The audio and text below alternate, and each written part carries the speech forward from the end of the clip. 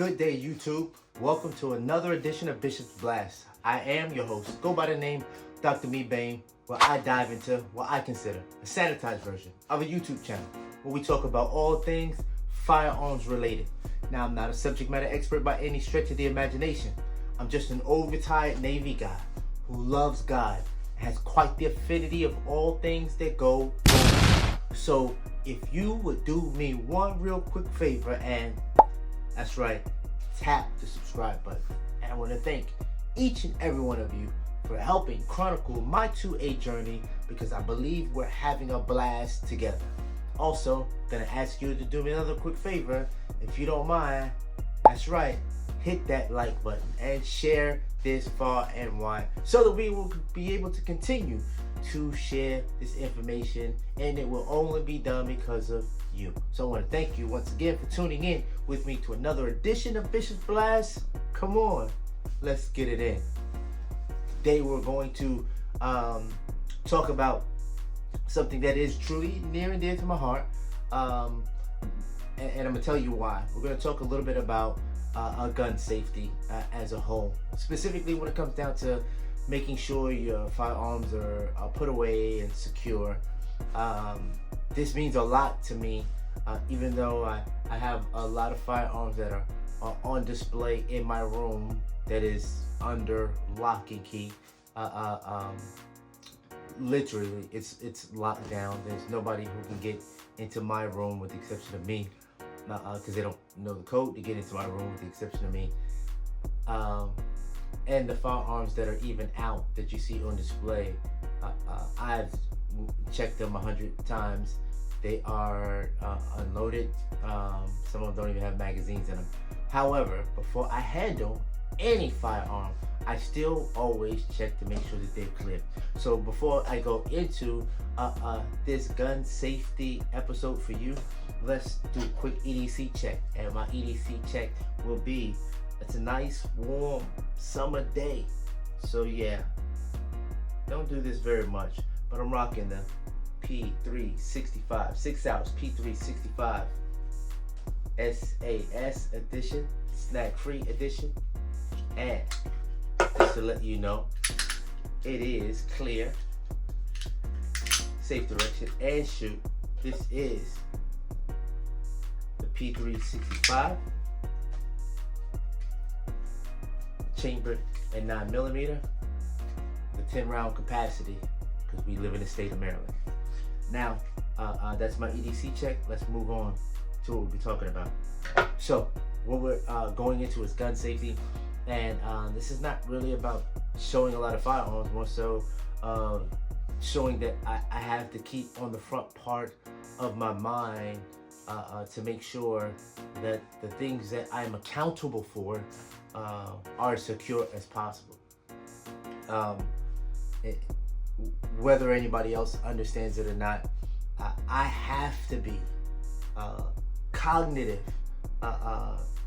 use extreme forethought when it comes down to what condition my firearms are in, where are they updated. I even have an app to make sure when they were out, when they went to the range, how many rounds that I fired through each and every one of them. I try to be that meticulous about them, thereby always still having that kind of meticulous mindset when I'm handling a firearm as well. And I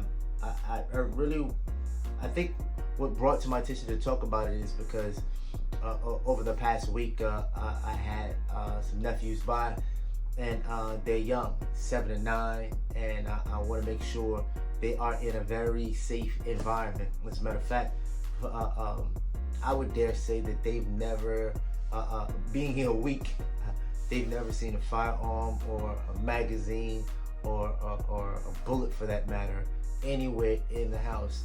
As much as you know how I keep certain things staged just in case I need them. And I just think it's important to, now if they were my children, they lived in the house, I would be teaching them even that much more about gun safety. Not my children, but while they're in my care, I have to make sure that things that could possibly cause them any harm, if they had allergies, I need to make sure those things that could possibly cause them any harm are not in their grasp. So I'm more so mindful of it when it comes down to firearms. But that's the reason why I keep things in safes, and different kind of safes. For example, I think I gave one of these away one time. Some things that I have out, and the crazy part about it is, I've got so many biometric safes. Some of them have firearms in them that don't have any munitions inside of it. But even within this, it's accessible, so that if I need it, I can grab it. This is the Taurus's PT-111, or the Millennial G2, for all of you old school people. Once again, it is clear in a safe direction. I'm in the state of Maryland, so I do have 10 round capacity in here, but I want to let you know it is safe and put away. So if I needed to grab it, I can do so either with a combination or with my thumb. There's even some stuff that I have that's I have furniture that a friend of mine blessed me with that I can trigger at any time, and firearms would be at the ready. I've got things that just seem natural around books. It's just a good old regular book. But inside this book, instead of being able to read it, if I put in the right combination, I can also pull out a firearm. And this firearm, what is this? This is, so funny, Mechanic MedSafe MC9. And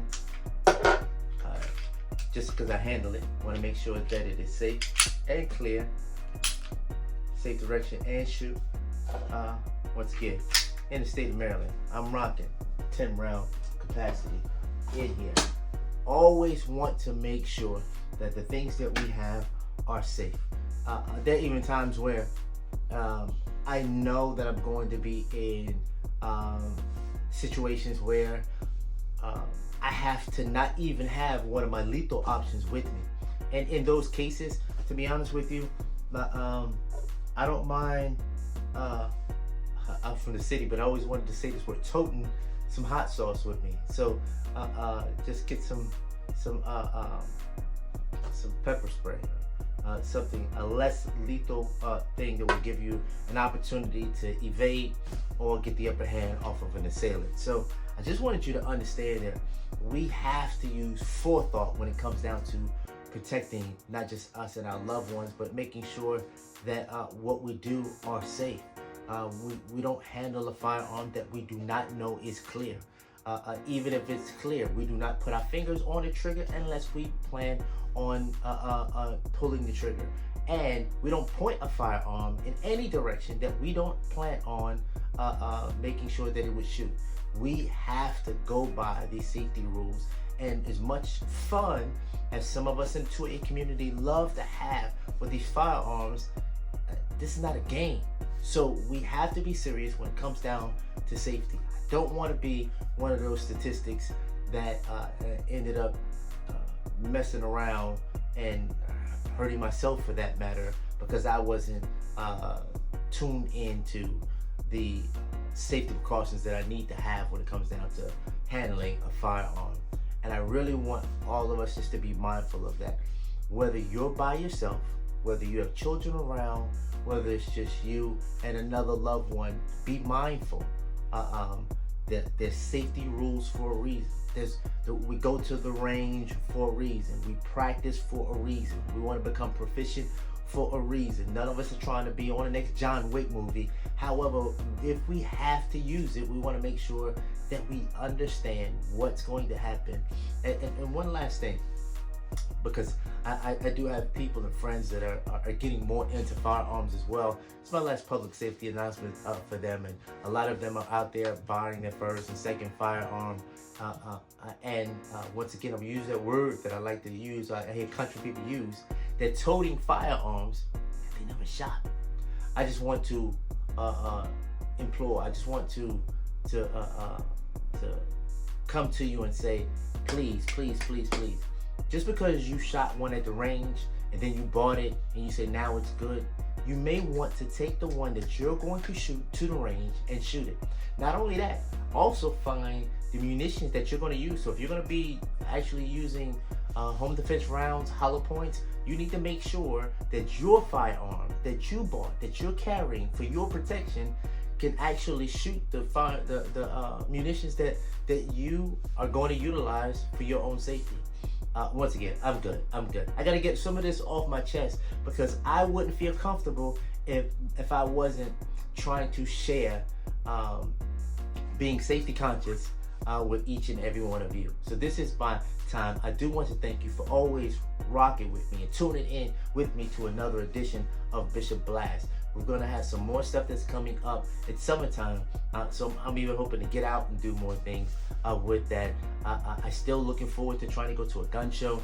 I want to do a video when it comes down to trying to mount a holster to my Harley. If y'all got any things that you want to share with me, that you want me to put out, go ahead and drop those in the message, and I will try to get that out just for you. And I want to thank you once again for tuning in with me to another edition of Bishop's Blast. I just want you to continue to stay tuned and be blessed.